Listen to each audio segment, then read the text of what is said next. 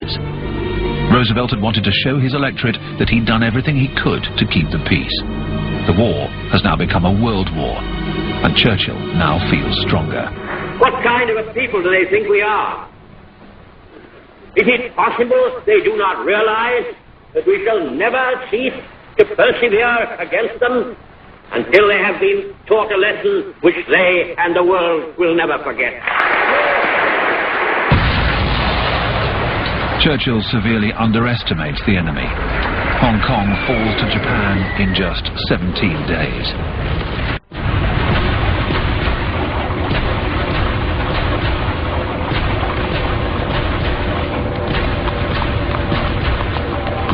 General Yamashita, known as the Tiger of Malaya, sends Japanese tanks through the Malayan jungle. He captures Singapore, the pearl of the British Empire, a stronghold that was considered impregnable.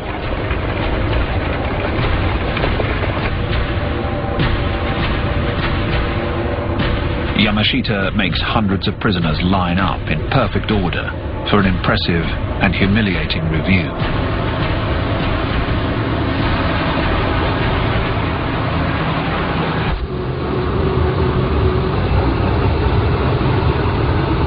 Yamashita indulges in a chivalrous salute for the Japanese propaganda crew.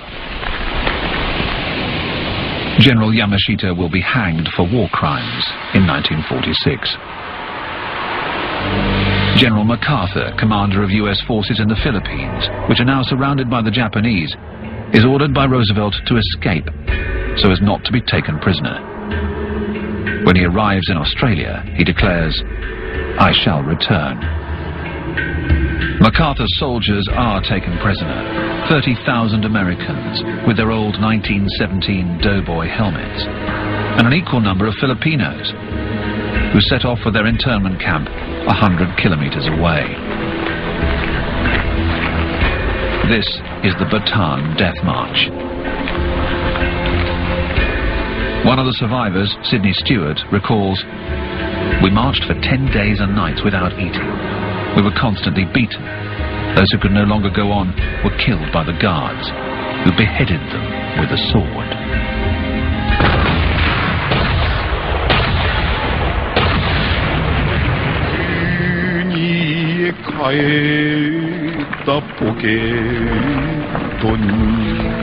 In just 5 months, Japan has destroyed the Allied forces in the Far East and conquered half of the Pacific. Temuhukai Banzai. Long live the Emperor. A huge banzai resounds throughout the empire to celebrate Japan's version of the Lightning War. It reaches General Tojo and the Emperor, who deigns to make an appearance in public with his family.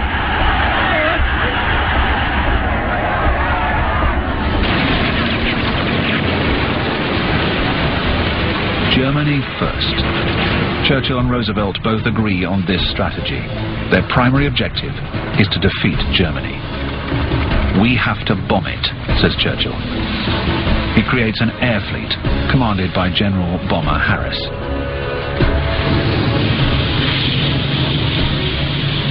Harris believes he can win the war with his powerful 4-engined Halifaxes and Lancasters.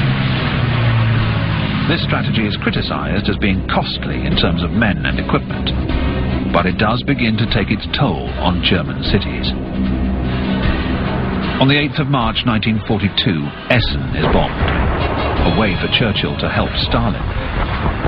The city produces weapons used by the German forces in Russia. The Germans begin to measure the consequences of Hitler's policies. The Nazi regime descends into murderous insanity.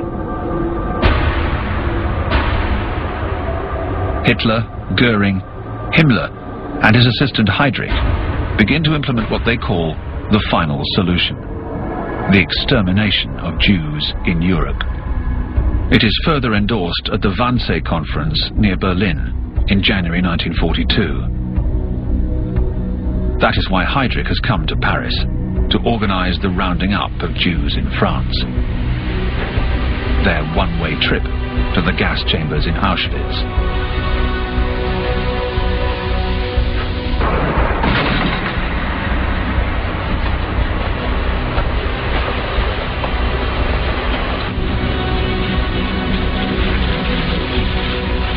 The Wannsee Conference is the manufacturing of mass-produced crime.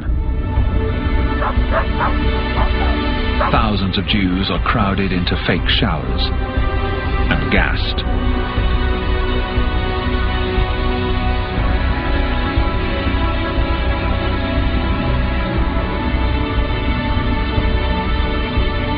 After the Holocaust by bullets in Russia, the genocide intensifies.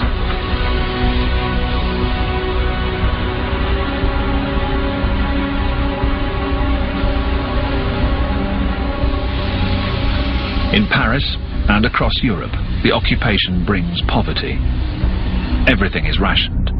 Everything the occupied countries produce goes to feed the German army. The children's fathers are prisoners in Germany. Stalag camps for enlisted men and Oflag camps for the officers. Gaston Sidek, imprisoned in June 1940, writes, "I wasted the 5 best years of my life in that stalag, from 20 to 25, without my wife."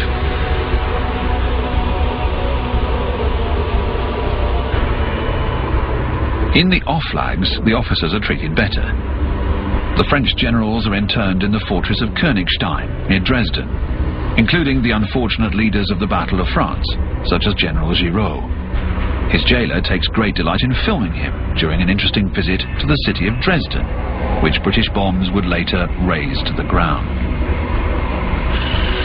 At the age of 63, General Giraud will become the hero of an acrobatic escape that will infuriate Hitler. For a while, Giraud will be the rival of General de Gaulle. It is de Gaulle, however, who, from London, embodies the French resistance. In France, attacks against the occupiers have been on the rise, especially since the communists joined the resistance struggle following Germany's invasion of the Soviet Union. In retaliation for the anti-German attacks, hostages are executed.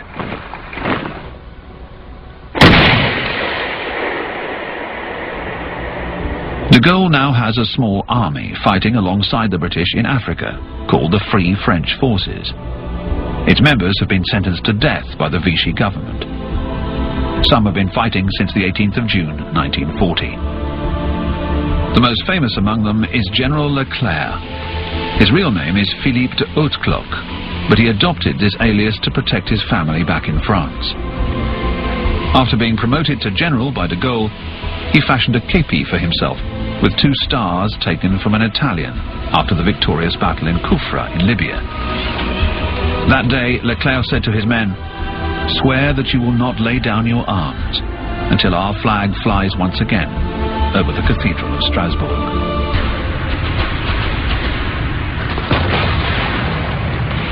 For 15 days, at Bir Hakeim in the Libyan desert, other Free French forces repel the German offensive, launched by Rommel, the Desert Fox, and his Africa Corps.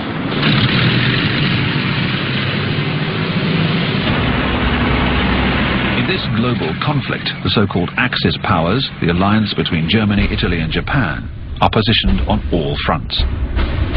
The Africa Corps is just outside Egypt. The Wehrmacht occupies 1/3 of Russia. The Imperial Navy of Japan controls the Pacific, and Germany's submarines are wreaking havoc in the Atlantic. The U-boat is arguably Germany's most dangerous weapon.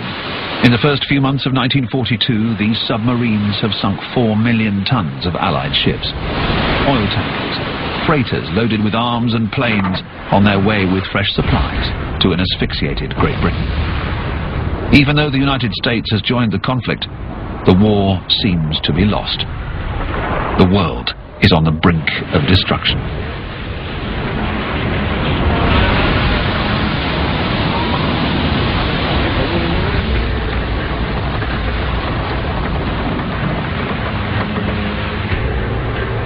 The German submariners approach North America.